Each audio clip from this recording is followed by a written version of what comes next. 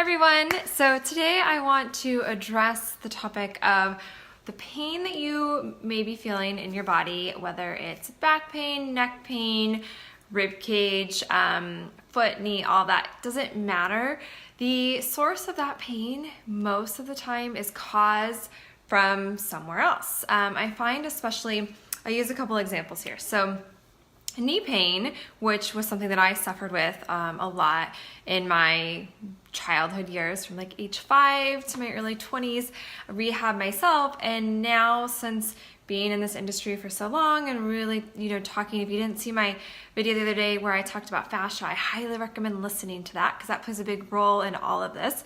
But one thing to really think about is, for example, the knees again, is that it comes down to what is the pain being caused from, number one. And nowadays it seems like a lot of people are so quick to like just take a pill for it, or like, oh, it's time to have surgery or whatever it is, where most things are really due to imbalances in the body, whether it's posture or something is pulling in one direction causing pain in the other direction.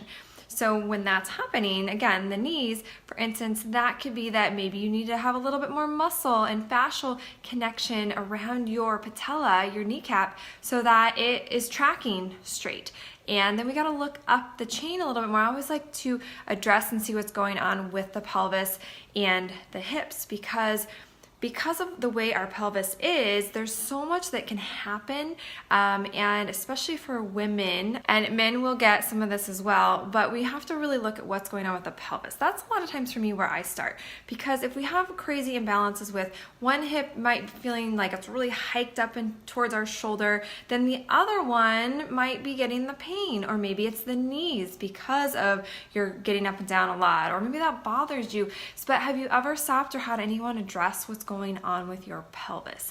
That is something that I cannot stress enough importance of, especially with the knees, especially, again, let's move up the chain with low back, even pain with your feet, because we can say, okay, well, is it our feet that are causing our knee pain, or is it our hips or our alignment causing our, knee pain? Well, we can work with our hips and our pelvis position a little bit easier than we can work with our feet. We can't just go to correct the feet if something's totally misaligned and not functioning properly with our pelvis.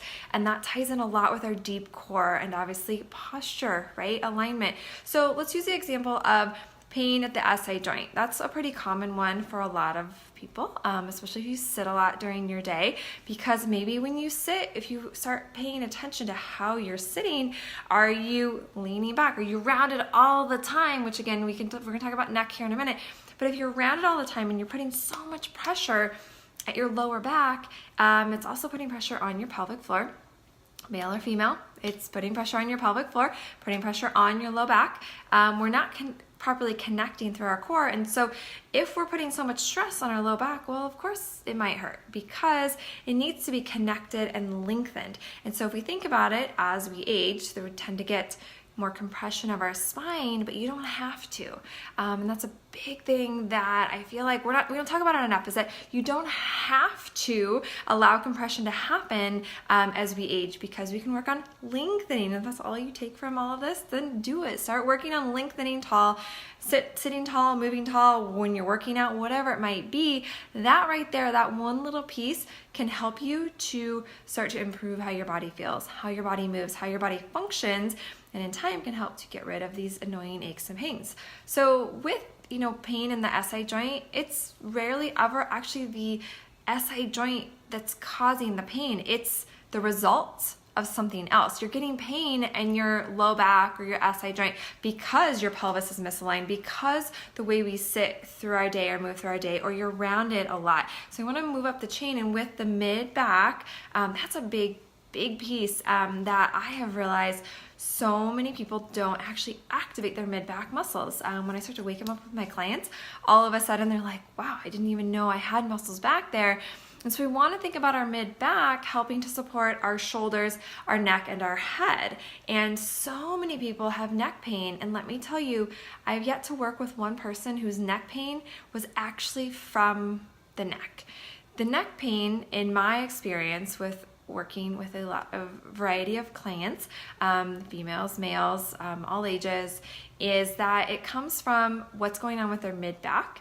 It also comes down to what's going on with the pelvis. It goes hand in hand. It's not just one thing. So this is where I have some issues with the way we're approaching aches and pains and ailments for so many out there is, again, if you've got neck pain and you go to a medical doctor and they say, okay, well, let's look into like doing a cortisone shot or whatever it is, when really it comes down to looking at the functionality of how everything is moving together. Let's not look at the body in individual pieces. We have to stop doing that because that's not leading to amazing results. If we've got a weak link because our neck is hurting, the weak link isn't necessarily the neck as much as it is the mid-back, the energy flow, the fascial connection through the mid-back, through the rib cage here. This is a big one. If you're sitting a lot all day and you're really rounded through here, then what's happening is this is really lengthened and stretched and there's not good energy and connection through it. And we get so stuck through here. I cannot tell you how many people are really tight through their pec muscles and through their chest and their shoulders here, right? And that can continue to pull forward. It can cause pain in the neck. It can cause headaches, cause migraines, all of these things. And it's sometimes so simple as what's going on with the entire body. So if you're someone that suffers a lot, and if you've got questions, please post them below because I will do my best to answer them. And I also teach some more about how to, improve your posture and your deep core strength because those two just really work hand in hand. You can find all that at ericazeal.com. I'll put the direct link below too. So I've got, some more information that you all can have. But continuing this conversation, I want everyone to start looking at the body as a whole and not individual pieces because that's such a big piece that's missing from what's going on with our entire body and how we're feeling and how we're functioning. And aches and pains for a lot of people, it's a simple fix. It's simple. It doesn't mean it happens quickly though. That's the side note there. Some people, just learning a little bit more about your posture and your core, you could see a drastic difference in just a couple of days. For others, it's going to be a gradual shifting and change. And initially what can happen is, okay, if we're addressing, say, the neck pain, because that's just such a common one that I see with so many people, is that let's first address that mid-back and get you thinking about that, working that mid-back, lengthening up instead of being so closed off. And you're going to start to feel better. A little side note on that, not only obviously from like getting rid of the pain, but you'll start to breathe better. Your energy flow through your body is going to improve so much. But with this little bit of like, okay, we've got to start addressing what's going on with our mid-back to help hold and support our shoulders because we don't want to jam our shoulders back. We don't want to have them pull back and down like that, right? We just want to let them float and hang out, and we want to use our core and our mid-back to hold everything up. But it's this little bit of finesse back and forth. We've got to address what's going on with the mid-back and the breathing, and then we also address what's going on with the pelvis and vice versa. So it might be a little bit of getting stronger through the mid-back and opening up and improving posture, and then what's going on with the pelvis. And as things start to open and function better in one area, you might start to feel a little shift and pulling in the other. And so it's this little bit of like finesse back and forth, as I call it, looking at the mid-back and the ribs and the breathing and also the pelvis. And as time goes and we actually incorporate that into our life as we're moving, as we're working out, whatever it might be, you're going to start to see a drastic decrease in aches and pains. They will get better. They can get better. And also, again, if you haven't seen my video where I talked about fascia, I talk a little bit about the nervous system. And that's also where this plays a role. If we don't have good functioning fascia and energy through our body, our nervous system isn't functioning as well either. So when we start to get things moving and functioning appropriately and being aware of, okay, where is that pain that I have? I've got pain in this part of my hip and, whatever it might be. But when you have someone that can come in, or you learn a little bit more about your posture, which I teach you, I have a whole tutorial, so be sure to sign up for that below. But when you start to learn what your posture should look like, what your pelvis should be doing throughout your day, just that awareness is the first step.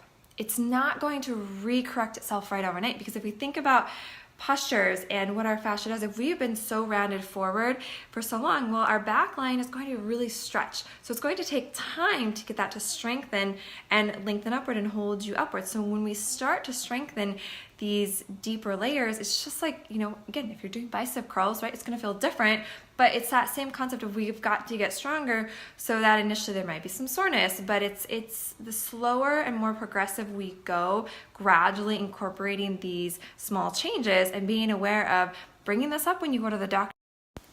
Bringing this up when you go to a doctor or a physical therapist about, like, okay, if you're going for neck pain or you're going specifically for back or knee pain, bringing up the topic of, you know, addressing the full picture. What is your full body doing from a postural perspective, from a functioning perspective? Has anyone addressed that your psoas is probably really tight? If you don't know what your psoas is, I teach all of my clients that. It's in the front, really deep low in your abdominal cavity, and that can cause a lot of havoc on low back, on hips, pelvis, all of that. And for a lot of people, that's actually just a big missing link of that so tight. It pulls into the back. It connects from the front of the hips through the body back. So when we start to really be aware of what's going on with the body and how much stuff actually pulls through our body, I noticed a lot of clients that have, again, the neck pain and they're really kyphotic. They're tight here.